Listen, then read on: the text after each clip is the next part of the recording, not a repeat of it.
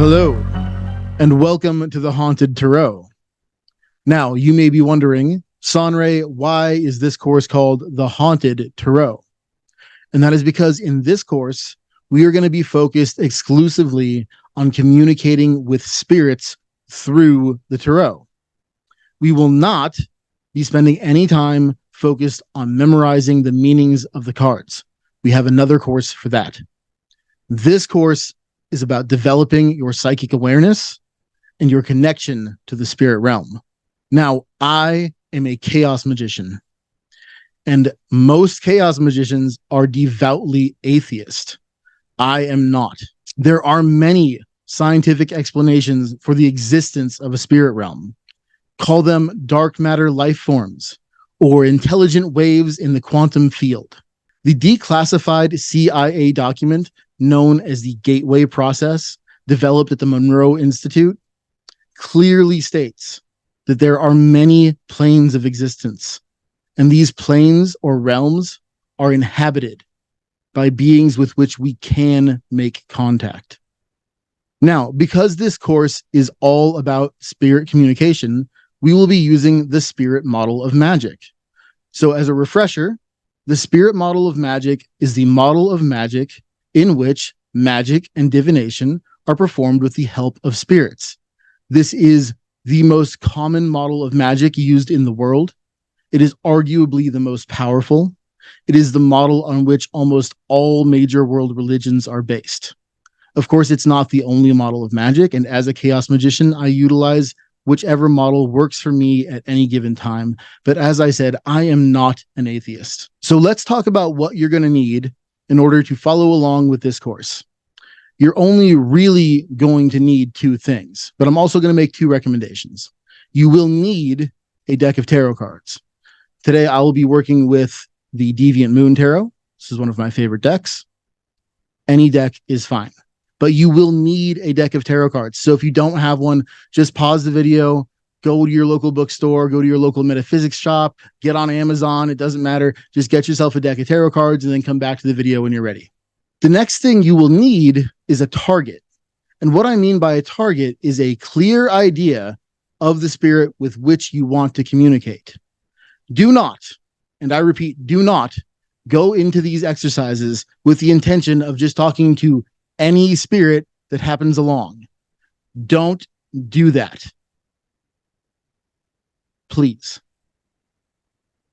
There are astral parasites out there. There are vampiric spirits. There are malicious entities that will show themselves to you as being something other than what they are. I think if you're watching this channel, you've probably heard that kind of thing before.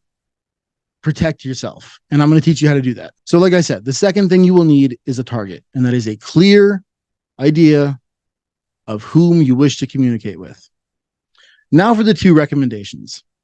If you're able, if you have access to this, I highly recommend setting up some kind of sacred space in your home or wherever it is that you're going to be using your tarot cards. It could be out in nature. It could be anywhere. Just a place that you've somehow made special to you, that is free from distractions and feels energetically correct to you. Okay. Now, if you don't have access to this, if you don't have private space, if you're, living in a cramped apartment or something, been there. Don't worry about it. You can create this sacred space in your mind, and that is a-okay.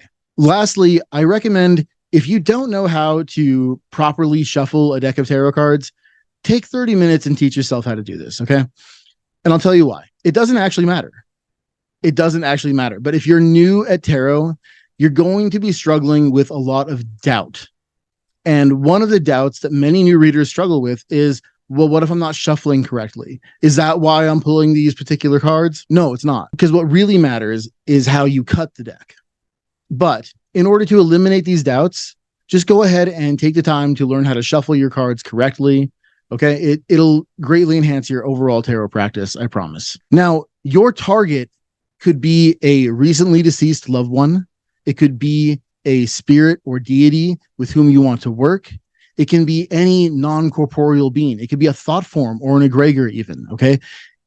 Anything is fine, but you must pick a target. Now, before I was ever on YouTube, I used to read tarot at festivals, and I held regular office hours at a local bookstore. And I would have clients come to me, and this is many years ago, and they would ask me, can you make contact with a recently deceased loved one? And the first time someone asked me this, I didn't know quite what to say. I said I'd try.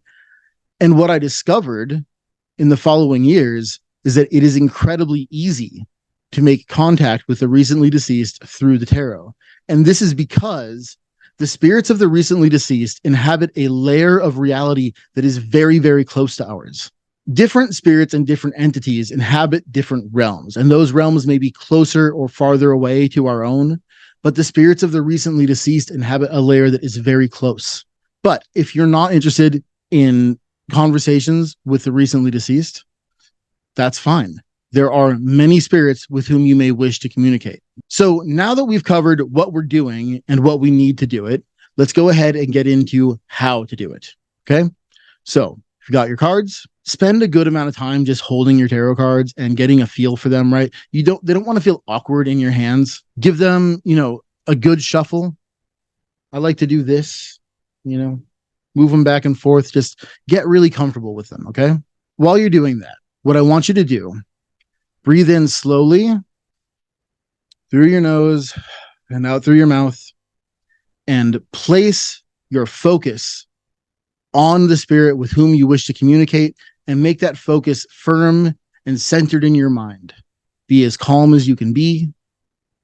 Continue to breathe until you've achieved this level of deep focus. Okay. And you just feel it. Okay. You're not looking for a measurement of where your focus is. Just do your best. Okay. This is something you're going to practice. So place that focus in your mind, breathe in, breathe out, hold your cards, and get your focus on your target. Now, the next thing we're going to do is set up our protection. Okay. There's many ways to do this. The strongest form of protection magic that I am aware of is the easiest. Okay. You have an aura. It is a measurable electromagnetic sphere. And if you have taken our occult anatomy course, you know all about this. So what you're going to do is visualize your aura, attempt to feel it, and then fortify it, right? It's a spinning electromagnetic field. You want to spin it faster and imagine it giving off a bright white light. That's step one. Step two is to set the intention to be open to communication with your target. And then also set the intention to be closed off to communication from anything else. Set your intention to communicate with your target only, and set an intention to refuse communication from anything else at this time. Okay.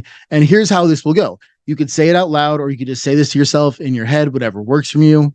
I am open to communicating with target spirit.